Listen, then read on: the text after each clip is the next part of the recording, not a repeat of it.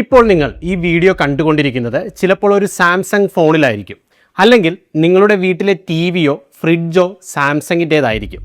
സത്യത്തിൽ നമ്മൾ മലയാളികൾക്കെല്ലാം സാംസങ് എന്ന് പറയുന്നത് വെറുമൊരു ഇലക്ട്രോണിക്സ് കമ്പനി മാത്രമാണല്ലേ. എന്നാൽ ഞാൻ നിങ്ങളോട് ഒരു ചോദ്യം ചോദിക്കട്ടെ. ലോകത്തിലെ ഏറ്റവും വലിയ കെട്ടിടമായ ദുബായിലെ ബുർജ് ഖലീഫ, മലേഷ്യയിലെ പ്രശസ്തമായ പെട്രോണാസ് ടവേഴ്സ്, അതുപോലെ ലോകത്തെ ഏറ്റവും വലിയ രണ്ടാമത്തെ കെട്ടിടമായ മെർദേക്ക 118, ആകാശം മുട്ടി നിൽക്കുന്ന ഈ ലോക വിസ്മയങ്ങൾ തമ്മിലുള്ള ബന്ധം എന്താണെന്നറിയാമോ? ഇതെല്ലാം നിർമ്മിച്ചത് സാംസങ് ആണ്. വിശ്വസിക്കാൻ കുറച്ച് പ്രയാസമുണ്ടല്ലേ. നിങ്ങളുടെ കയ്യിലിരിക്കുന്ന ഫോണും വീട്ടിലെ ഫ്രിഡ്ജും വിൽക്കുന്നവർ എന്തിനാണ് ലോകത്തെ ഏറ്റവും വലിയ കെട്ടിടങ്ങൾ പണിയുന്നത്? സത്യം പറഞ്ഞാൽ ഈ 2026 നിൽക്കുമ്പോൾ സാംസങ് എന്ന് പറയുന്നത് ഒരു കമ്പനിയല്ല, അതൊരു സാമ്രാജ്യമാണ്. വർഷം തോറും ഏകദേശം $300 ബില്യൺ മുകളിൽ, അതായത് ഇന്ത്യൻ രൂപയിൽ പറഞ്ഞാൽ ഏകദേശം 25 ലക്ഷം കോടി രൂപയ്ക്ക് മുകളിൽ വരുമാനമുള്ള ഒരു അദൃശ്യ സാമ്രാജ്യം. ഒരു രാജ്യത്തിൻ്റെ സമ്പദ് വ്യവസ്ഥയെ മൊത്തത്തിൽ നിയന്ത്രിക്കാൻ മാത്രം അവർ പടർന്നു പന്തലിച്ചു കഴിഞ്ഞു. നമ്മൾ ഈ പുറമേ കാണുന്ന സാംസങ് ഒരു മഞ്ഞുമലയുടെ അറ്റം മാത്രമാണ്. അവർ ശരിക്കും എന്തൊക്കെയാണ് രഹസ്യമായി ചെയ്തുകൊണ്ടിരിക്കുന്നത്? ഇതെല്ലാം അറിഞ്ഞു കഴിയുമ്പോൾ ഉറപ്പാണ് സാംസങ്ങിനെ കുറിച്ചുള്ള നിങ്ങളുടെ ഇന്നത്തെ ധാരണകൾ പൂർണ്ണമായും മാറും. സാംസങ്ങിൻ്റെ ഈ അദൃശ്യ ലോകത്തേക്ക് നിങ്ങൾക്ക് സ്വാഗതം. Welcome to the present talks.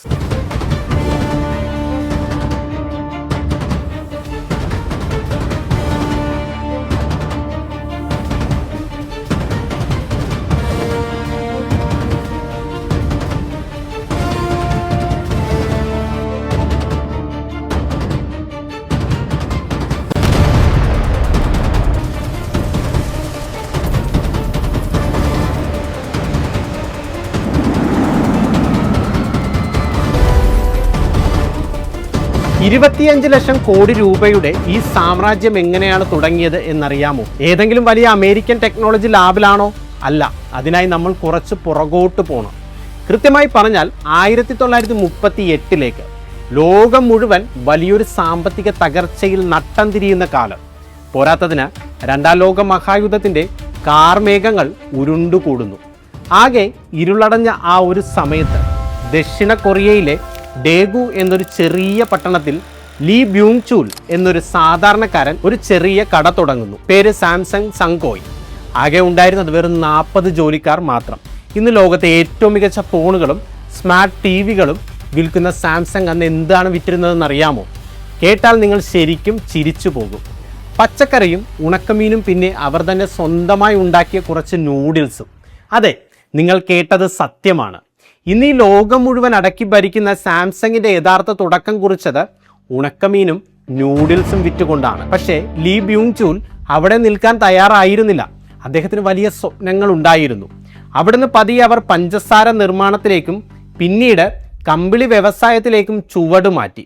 അതെല്ലാം വൻ വിജയമായതോടെ 1950 ഇൻഷുറൻസ്, റീറ്റെയിൽ എന്നിങ്ങനെ പണം കിട്ടുന്ന സകല മേഖലകളിലേക്കും സാംസങ് കടന്നു കയറി.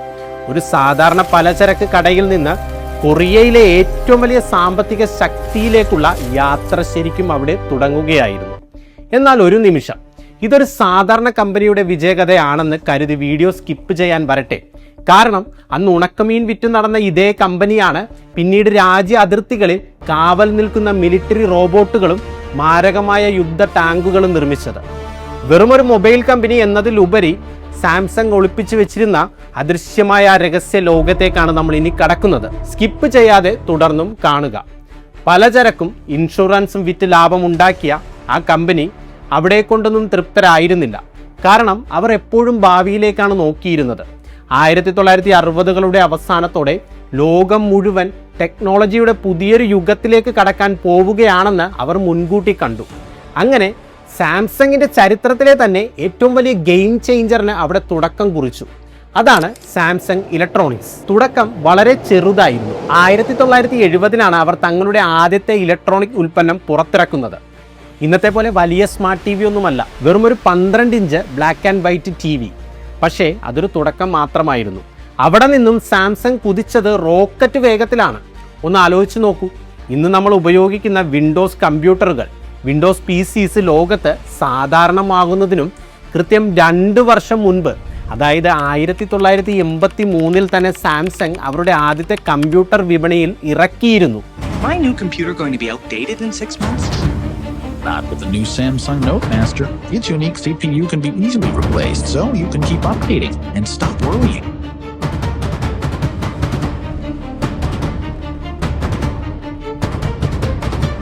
അതായിരുന്നു സാംസങ്ങിൻ്റെ ഏറ്റവും വലിയ സ്ട്രാറ്റജി. വിപണിയിൽ അടുത്ത തരംഗം എന്താണെന്ന് മുൻകൂട്ടി കാണാനും അതനുസരിച്ച് സ്വയം മാറാനുമുള്ള അവരുടെ ആ കഴിവ് അപാരമായിരുന്നു. 1990-കളായപ്പോഴേക്കും ഏത് പുതിയ ബിസിനസ് മുന്നിൽ വന്നാലും അത് വളരെ പെട്ടെന്ന് പഠിച്ചെടുക്കാൻ സാംസങ്ങിന് കഴിഞ്ഞു. വെറും ഒരു പലചരക്ക് കമ്പനിയിൽ നിന്നും ലോകം മുഴുവൻ അറിയപ്പെടുന്ന ഒരു ഗ്ലോബൽ പവർ ഹൗസായി സാംസങ് മാറിയത് ആ ഒരൊറ്റ മിടുക്ക് കൊണ്ടാണ്. പക്ഷേ ഈ വളർച്ച വെറും ഒരു ഇലക്ട്രോണിക്സ് കമ്പനിയിൽ മാത്രം ഒതുങ്ങി നിൽക്കുന്നതായിരുന്നില്ല. ഇനി പഴയ കഥകളൊക്കെ വിട്ട് ഇന്നത്തെ സാംസങ്ങിലേക്ക് വരാം. നമ്മളിൽ പലരും ദിവസവും ഉപയോഗിക്കുന്ന TV, computer, smart watch, fridge, smart ഫോണുകൾ എന്നിവയൊക്കെ ഈ വമ്പൻ സാമ്രാജ്യത്തിലെ വളരെ ചെറിയൊരു ശതമാനം ഉൽപ്പന്നങ്ങൾ മാത്രമാണ്. അതായത് ഒരു കാലത്ത് ഡിജിറ്റൽ ക്യാമറകൾ നിർമ്മിച്ചിരുന്ന അവർ ഇന്ന് ലോകത്തെ ഒട്ടുമിക്ക ഫോണുകളുടെയും ഉള്ളിലെ ക്യാമറ സെൻസറുകൾ നിർമ്മിക്കുന്നതിലേക്ക് വരെ വളർന്നു കഴിഞ്ഞു. ഈ 2026 നിൽക്കുമ്പോൾ സാംസങ് എന്നത് വെറുമൊരു ടെക് കമ്പനിയല്ല, അതൊരു സമാന്തര രാജ്യമാണ്. അക്ഷരാർത്ഥത്തിൽ ദക്ഷിണ കൊറിയയുടെ വിധി നിർണ്ണയിക്കുന്നത് തന്നെ സാംസങ് ആണെന്ന് പറയാം. നിങ്ങൾക്ക് ഒരുപക്ഷെ വിശ്വസിക്കാൻ കഴിഞ്ഞേക്കില്ല, ദക്ഷിണ കൊറിയയുടെ മൊത്തം GDPയുടെ ഏകദേശം 20% വരുന്ന തുകയാണ് സാംസങ് ഗ്രൂപ്പിൻ്റെ മാത്രം വാർഷിക വരുമാനം. ഇത് വെറും ഇലക്ട്രോണിക്സിൽ മാത്രം ഒതുങ്ങുന്നതല്ല കേട്ടോ. ലോകത്തിലെ ഏറ്റവും വലിയ വാണിജ്യ കപ്പലുകൾ പണിയുന്ന സാംസങ് ഹെവി ഇൻഡസ്ട്രീസ്, കൊറിയയിലെ ഏറ്റവും വലിയ തീം പാർക്കായ എവർലാൻഡ്, ലോകോത്തര ഹോസ്പിറ്റലുകൾ, ലൈഫ് ഇൻഷുറൻസ് കമ്പനികൾ, കൂടാതെ മരുന്ന് നിർമ്മാണത്തിനുള്ള ബയോ ഫാർമസ്യൂട്ടിക്കൽസ് എന്നിവയെല്ലാം ഇതിൽപ്പെടും. എന്തിനേറെ പറയുന്നു, ദക്ഷിണ കൊറിയൻ സൈന്യത്തിന് വേണ്ട അത്യാധുനിക ആയുധങ്ങൾ വരെ അവർ നിർമ്മിച്ചിട്ടുണ്ട്. സാംസങ് ഫോണും സൈനിക ആയുധങ്ങളും തമ്മിൽ എന്ത് ബന്ധം എന്നല്ലേ ഇപ്പോൾ നിങ്ങൾ ചിന്തിക്കുന്നത്? ഇതിനു പിന്നിലെ രഹസ്യവും അവർ എങ്ങനെയാണ് ഈ ആയുധങ്ങൾ നിർമ്മിച്ചതെന്നും ഈ വീഡിയോയിൽ തന്നെ വഴിയെ ഞാൻ കൃത്യമായി പറഞ്ഞു തരാം. എന്നാൽ അതിനു മുമ്പ് നിങ്ങൾ മനസ്സിലാക്കേണ്ട മറ്റൊരു കാര്യമുണ്ട്. നമ്മൾ ഈ കാണുന്ന സാംസങ് വെറുമൊരു ഇലക്ട്രോണിക്സ് കമ്പനി മാത്രമല്ല, മറിച്ച് ലോകം കണ്ടതിൽ വെച്ച് ഏറ്റവും വലിയ നിർമ്മാണ കമ്പനികളിൽ ഒന്നുകൂടിയാണവർ. ഈ ലോകത്ത് അവർ പണിതുയർത്താത്തതായി ഒന്നുമില്ല എന്ന് തന്നെ വേണം പറയാൻ. ഇതിൻ്റെ ഏറ്റവും വലിയ തെളിവ് ഈ വീഡിയോയുടെ തുടക്കത്തിൽ തന്നെ ഞാൻ നിങ്ങളെ കാണിച്ചിരുന്നു. ഓർമ്മയുണ്ടോ ആ ലോക വിസ്മയങ്ങൾ? അതെ, ദുബായിലെ ബുർജ് ഖലീഫയും മലേഷ്യയിലെ പെട്രോണാസ് ടവറും 2024 പണിതീർത്ത മെർദേക്ക 118ഉം ഇതെല്ലാം പണിതുയർത്തിയത് സാംസങ്ങിന്റെ സ്വന്തം നിർമ്മാണ വിഭാഗമായ സാംസങ് കൺസ്ട്രക്ഷൻ ആൻഡ് ട്രേഡിംഗ് അഥവാ സാംസങ് C&T ആണ്. നിങ്ങളുടെ കയ്യിലിരിക്കുന്ന ആ ചെറിയ മൊബൈൽ ഫോൺ മുതൽ മേഘങ്ങളെ തൊട്ടു നിൽക്കുന്ന ബുർജ് ഖലീഫ വരെ നീളുന്ന ഈ സാമ്രാജ്യത്തിന്റെ വലിപ്പം ശരിക്കും ചിന്തിക്കാവുന്നതിലും അപ്പുറമാണ്. സാംസങ് വിചാരിക്കുന്നതിലും എത്രയോ വലുതാണ് സുഹൃത്തുക്കളെ.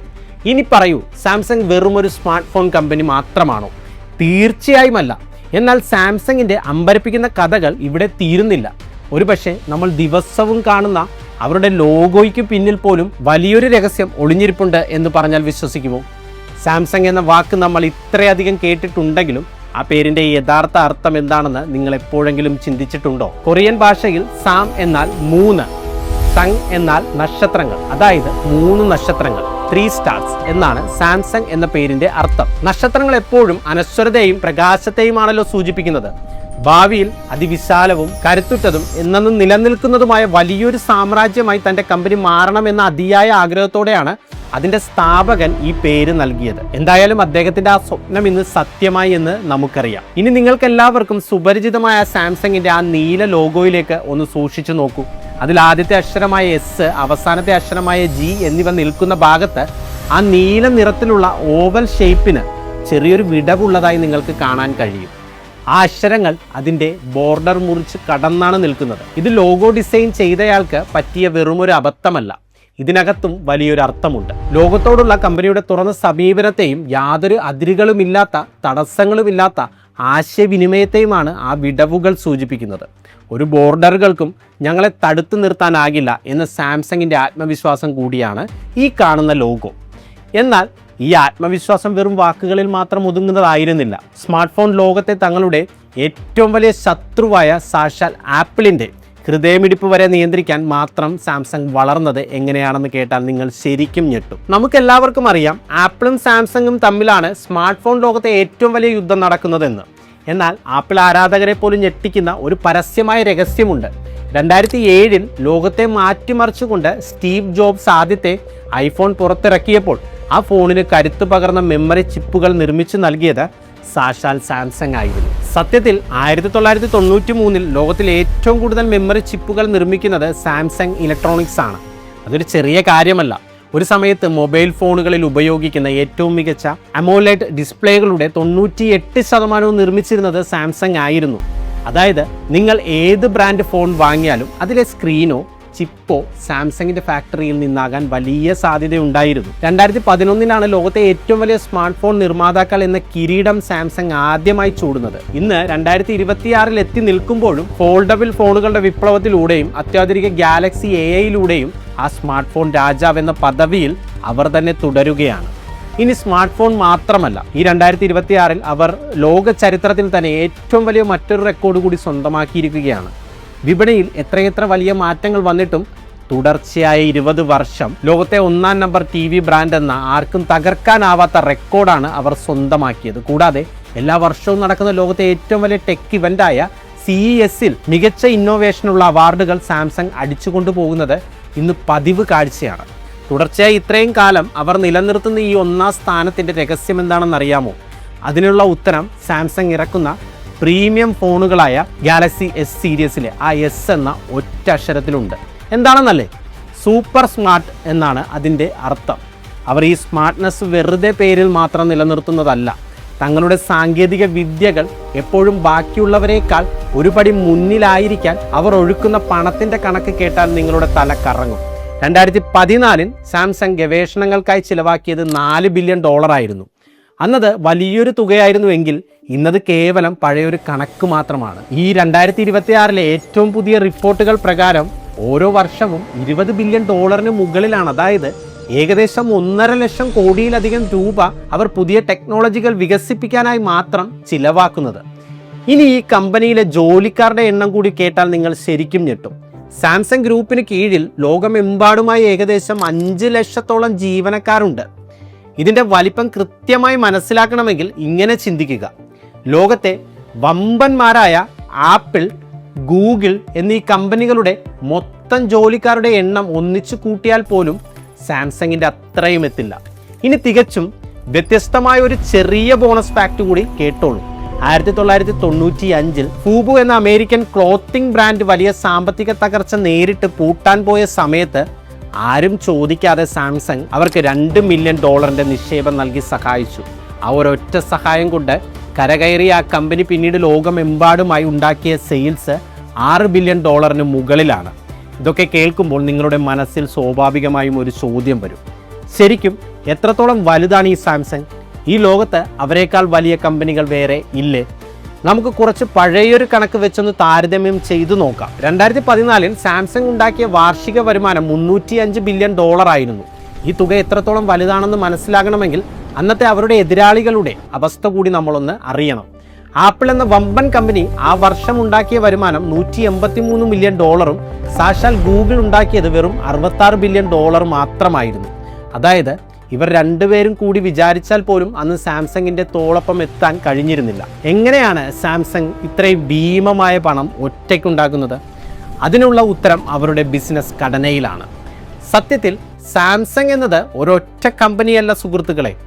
ഒരു കാലത്ത് 80-ൽ പരം ബിസിനസ്സുകൾ ഉണ്ടായിരുന്ന അവർ ചിലതൊക്കെ വിറ്റൊഴിവാക്കി ലാഭമാക്കി. എങ്കിലും ഈ 2026 നിയമപരമായും വാണിജ്യപരമായും തികച്ചും സ്വതന്ത്രമായി പ്രവർത്തിക്കുന്ന 70-ലധികം വ്യത്യസ്ത കമ്പനികളുടെ ഒരു വലിയ കൂട്ടമാണ് സാംസങ് ഗ്രൂപ്പ്. ദക്ഷിണ കൊറിയയിൽ ഇങ്ങനെയുള്ള വലിയ ബിസിനസ് ഗ്രൂപ്പുകളെ ചെബോൾ എന്നാണ് വിളിക്കുന്നത്. ഇതൊരു വലിയ വലയാണ്. എഞ്ചിനീയറിംഗ് ആൻഡ് കൺസ്ട്രക്ഷൻ മേഖലയിൽ Samsung heavy industries, Samsung trading എന്നിവയുണ്ട്. ഇലക്ട്രോണിക്സിൽ സാംസങ് ഇലക്ട്രോണിക്സ്, ഡിജിറ്റൽ ഇമേജിംഗ് എന്നിവയുണ്ട്.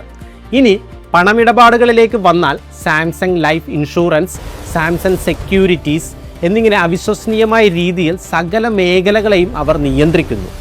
ഇത് കേൾക്കുമ്പോൾ നമ്മുടെ ഇന്ത്യയിലെ ടാറ്റ ഗ്രൂപ്പ് നിങ്ങളുടെ മനസ്സിലേക്ക് വരുന്നുണ്ടോ? നമ്മൾ നിത്യജീവിതത്തിൽ ഉപയോഗിക്കുന്ന ഉപ്പ് മുതൽ ഓടിക്കുന്ന കാറുകൾ വരെ ടാറ്റയുടേതാണല്ലോ. ശരിക്കും പറഞ്ഞാൽ ഇന്ത്യക്കാർക്ക് ടാറ്റയും റിലയൻസും ഒക്കെ എങ്ങനെയാണോ അതിനേക്കാൾ 100 ഇരട്ടി വലുതാണ് ദക്ഷിണ കൊറിയക്കാർക്ക് സാംസങ്.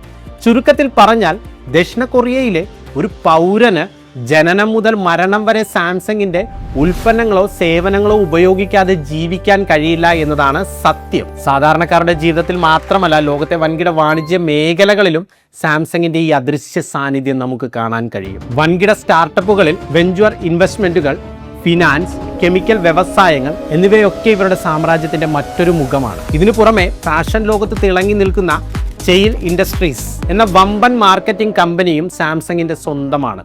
വ്യവസായങ്ങൾക്കും വാണിജ്യത്തിനും അപ്പുറം ജനങ്ങളുടെ ആരോഗ്യ വിനോദ മേഖലകളിലും അവർ തങ്ങളുടെ ആധിപത്യം ഉറപ്പിച്ചിട്ടുണ്ട്. ലോകോത്തര നിലവാരത്തിലുള്ള ഹോസ്പിറ്റലുകൾ, റിസോർട്ടുകൾ, കൂറ്റൻ ഗവേഷണ കേന്ദ്രങ്ങൾ എന്നിവയെല്ലാം ഇതിൻ്റെ ഭാഗമായി അവർ നേരിട്ട് നടത്തുന്നുണ്ട്. ഇനി ഏറ്റവും കൗതുകകരമായ മറ്റൊരു കാര്യം ഞാൻ പറയാം. സ്മാർട്ട് ഫോണും ഫ്രിഡ്ജും ഉണ്ടാക്കുന്ന സാംസങ് കഴിഞ്ഞ 20 വർഷത്തിലധികമായി സ്വന്തമായി കാറുകളും നിർമ്മിച്ചിരുന്നു. പ്രശസ്ത വാഹന നിർമ്മാതാക്കളായ റിനോൾട്ടുമായി ചേർന്ന് റിനോൾട്ട് സാംസങ് മോട്ടോഴ്സ് എന്ന പേരിൽ അവർ കൊറിയൻ നിരത്തുകളിൽ വണ്ടികൾ ഇറക്കി. നമ്മൾ ഇന്ന് 2026 നിൽക്കുമ്പോൾ ഒരു കാര്യം കൂടി പറയാം. ഏകദേശം 4 വർഷം മുമ്പ് 2022 ആ കമ്പനിയുടെ പേര് റിനോൾട്ട് കൊറിയ എന്ന് മാറ്റിയെങ്കിലും വാഹന വിപണിയിൽ സാംസങ് ഉണ്ടാക്കിയ ഓളങ്ങൾ ഒട്ടും ചെറുതല്ല. ഇതെല്ലാം കേൾക്കുമ്പോൾ തന്നെ നിങ്ങളുടെ തല കറങ്ങുന്നുണ്ടല്ലേ? എന്നാൽ സീറ്റ് ബെൽറ്റ് ഒന്നുകൂടി മുറുക്കിക്കോളൂ. കാരണം സാംസങ്ങിൻ്റെ യഥാർത്ഥ രഹസ്യങ്ങൾ വരാനിരിക്കുന്നതേ ഉള്ളൂ.